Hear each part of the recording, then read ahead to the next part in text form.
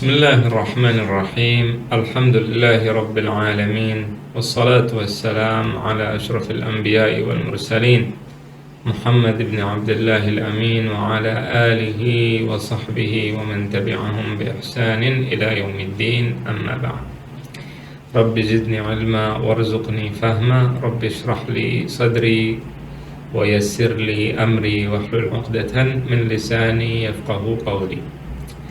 Alhamdulillah, kita telah diberikan anugerah oleh Allah Subhanahu wa ta'ala, yaitu dengan adanya kita di bulan Ramadan, dengan hidupnya kita di bulan Ramadan, dengan diberinya kesempatan kita untuk sampai di bulan Ramadan, untuk berpuasa di bulan Ramadan, untuk melakukan amal soleh di bulan Ramadan. Ini adalah anugerah terbesar yang Allah berikan kepada kita. Ketika kita dapat hadir, dapat menghadiri, dapat juga melakukan ibadah puasa. Anugerah ini jika kita manfaatkan dengan sebaik-baiknya, jika kita melakukan ibadah-ibadah yang Allah Subhanahu wa ta'ala wajibkan dan Allah sunnahkan di bulan Ramadan ini, maka akan mengantarkan kita pada derajat yang sangat tinggi sekali. Jadi bulan Ramadan ini dapat mengantarkan kita pada derajat yang sangat tinggi di sisi Allah Subhanahu wa ta'ala, dapat mengangkat kita kepada posisi yang paling tinggi. Ada seorang sahabat datang kepada Rasulullah sallallahu alaihi wasallam. Ata rajulun ila Nabi sallallahu alaihi wasallam. Kemudian ia berkata kepada Nabi sallallahu alaihi wasallam, faqala ara'aita idza syahidtu an la ilaha illallah wa anna Muhammadan Rasulullah. Bagaimana pendapatmu wahai Rasul sallallahu alaihi wasallam, jika aku bersaksi bahwa tidak ada Tuhan selain Allah, wa annaka Rasulullah, dan sungguhnya engkau wahai Rasulullah adalah utusan Allah. Jadi dia datang bertanya kepada Nabi SAW. Kemudian ia mengatakan, orang ini mengatakan, wasumtu Ramadan, dan aku berpuasa Ramadan. Wa qumtu, kemudian aku melakukan qiyamul lail, aku melakukan qiyam, melakukan salat malam. Ma'aman ana, aku akan bersama siapa? Itu perkataan orang tersebut. Kemudian Rasulullah Shallallahu Alaihi Wasallam mengatakan, menjawab pertanyaan orang tersebut dan mengatakan, anta ma'an nabiyyin was-siddiqin was-syuhada was-salihin. Engkau bersama para nabi, kemudian orang-orang yang siddiq, itu orang-orang yang jujur, kemudian was-salihin, wasyuhada, dan para orang-orang yang mati syahid, was-salihin, dan orang-orang yang saleh. Berarti dengan puasa Ramadan tadi dia mengatakan kalau seseorang telah berakidah, telah bersaksi bahwa tidak ada ilah kecuali Allah dan Nabi Muhammad adalah utusan Allah, kemudian dia sholat, kemudian dia melakukan puasa Ramadan, maka dia bisa memiliki kesempatan untuk berada bersama para nabi, kemudian para siddiqin, kemudian para orang soleh, kemudian juga para syuhada. Ini adalah hal yang dapat dicapai oleh seorang mukmin yang berpuasa di bulan Ramadan. Namun sebaliknya, jika seseorang tidak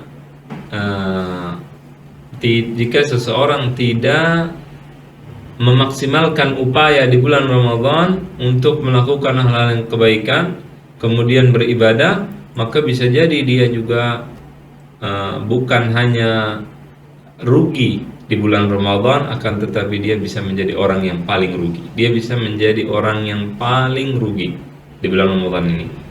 Jadi Ramadan ini bisa mengangkat seseorang menjadi tinggi setinggi-tingginya dan juga bisa menurunkan seseorang seturun-turunnya.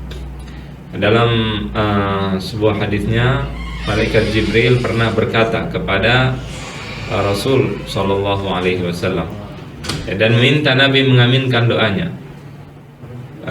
Malaikat Jibril mengatakan, man adraka Ramadan, barang siapa yang sampai di bulan Ramadan, kemudian falam yughfarlah, namun tidak diampuni dosanya, dia sampai pada bulan Ramadan kemudian tidak diampuni dosanya, fa'ab'adahu Allah, maka semoga Allah menjauhkannya. Jadi dijauhkan dari rahmat Allah, dijauhkan dari surganya Allah Subhanahu wa taala. Padahal kalau kita pikirkan dalam hadis yang lain, hadis yang dibawakan ini semuanya adalah hadis yang sahih.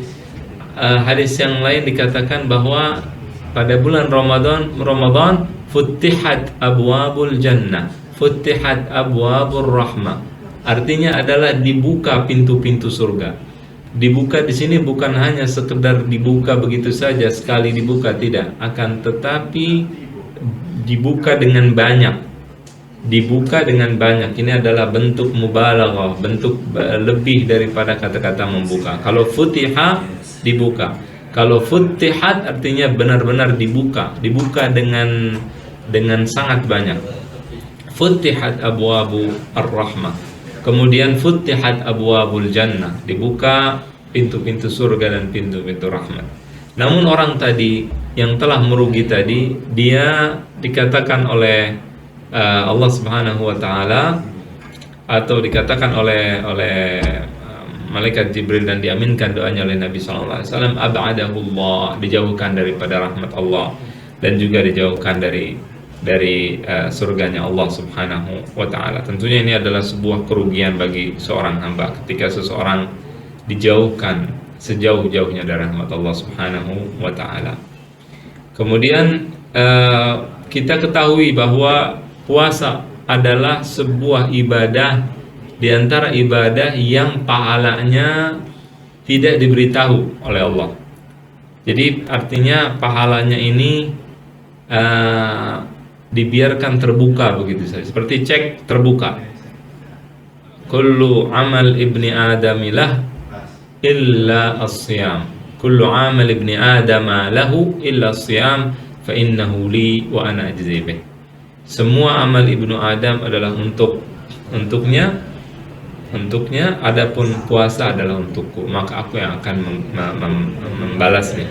Karena bedanya puasa dengan ibadah-ibadah lain adalah ketika seseorang melakukan ibadah yang lain, dia bisa atau dapat melakukan perbuatan riya, dia dapat melakukan perbuatan agar orang, atau dia bisa melakukan ibadah tersebut ya dengan tujuan yang lain, dengan bukan tujuan karena Allah Subhanahu wa taala. Adapun puasa, dia tidak akan mampu berpuasa kecuali jika dia beriman kepada Allah Subhanahu wa taala. Seseorang tidak bisa puasa kecuali dia beriman kepada Allah. Bagaimana? Ketika kita puasa, kita tidak bisa menahan tidak makan dan tidak minum dari pagi sampai maghrib, sampai malam hari. Tidak bisa melakukannya kecuali kita mengetahui bahwa Allah melihat kita.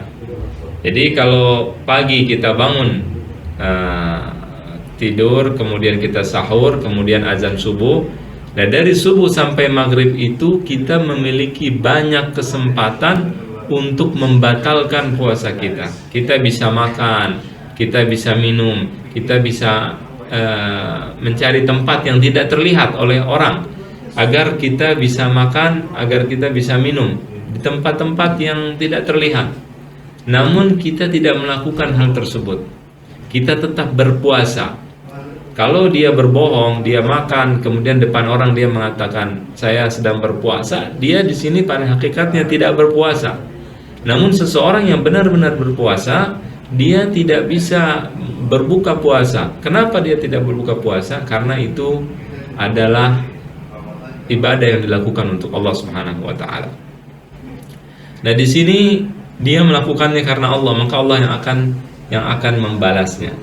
Dia tidak bisa melakukan ibadah tersebut sendiri, artinya dia tidak bisa melakukan ibadah tersebut dengan tujuan agar supaya orang melihat puasanya dari awal sampai akhir. Tidak bisa, hanya Allah Subhanahu wa taala yang bisa melihat bahwa dia adalah orang yang berpuasa. Kita juga tidak bisa mengetahui kita juga tidak bisa mengatakan bahwa fulan berpuasa 100%. Kita tidak bisa mengetahui apakah dia benar-benar berpuasa dari pagi sampai malam atau tidak.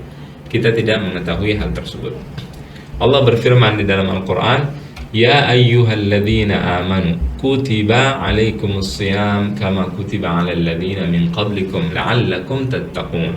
Wahai orang-orang yang beriman. Jadi firman Allah ini untuk orang-orang yang beriman. Kutiba alaikumusiyam, diwajibkan bagi kalian puasa. Kalau kita perhatikan ayat-ayat sebelum ayat-ayat siam, sebelum ayat-ayat puasa dan juga yang sesudahnya, itu semua adalah ayat-ayat yang berkaitan dengan takwa. Semua selalu ditutup dengan kata-kata takwa. La'allakum tattaqun. Dimulai dari ayat qisas, kutiba alaikumul qisas la'allakum tattaqun. Kemudian tentang wasiat haqqan 'alal muttaqin, tentang puasa la'allakum tattaqun. Kemudian tentang akhirnya pada ayat-ayat yang kita baca sesudah ayat puasa tentang nuzulul Quran, syahrul Ramadan alladzi unzila fihil Quran, dan seterusnya, semua ditutup dengan kata-kata takwa. Jadi tujuan beribadah pada bulan Ramadan adalah takwa, ketakwaan. Bagaimana cara kita meraih ketakwaan dan tujuan Ramadan? Jadi tujuan Ramadan bukan hanya agar kita kelaparan, bukan hanya agar kita tidak makan dan minum. Itu bukan tujuan Ramadan. Tidak lapar dan tidak makan dan tidak minum atau lapar pada bulan Ramadan hanyalah wasilah, hanyalah perantara agar kita dapat menuju at-taqwa. Caranya bagaimana? Agar kita bisa sampai pada ketakwaan tersebut. Cara agar kita bisa sampai pada ketakwaan tersebut adalah dengan menjalankan al-faraid, yaitu dengan menjalankan kewajiban-kewajiban yang Allah wajibkan bagi kita, dan juga menjalankan hal-hal yang sunnah yang Allah perintahkan pada kita dilakukan di bulan Ramadan. Jadi yang wajib dan yang sunnah. Pertama yang wajib, karena yang wajib adalah hal-hal yang paling Allah cintai dan paling Allah sukai.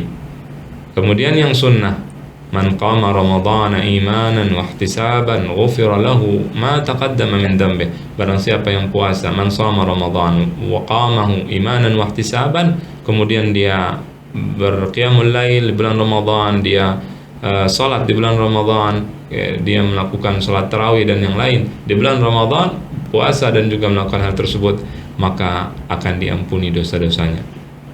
Dalam riwayat Imam Nasai, tentunya tadi riwayat Bukhari dan Muslim, hadis yang sahih, kemudian riwayat Imam Nasai ada tambahan wa ma ta'akhkhar, dan juga yang lalu. Jadi yang akan datang dan yang lalu semua akan diampuni oleh Allah Subhanahu wa taala. Oleh karena itu, ini adalah tujuan kita dalam berpuasa. Jangan sampai kita lupa tujuan utama kita dalam berpuasa, dan jangan sampai kita hanya mendapatkan lapar dan haus saja pada saat bulan puasa.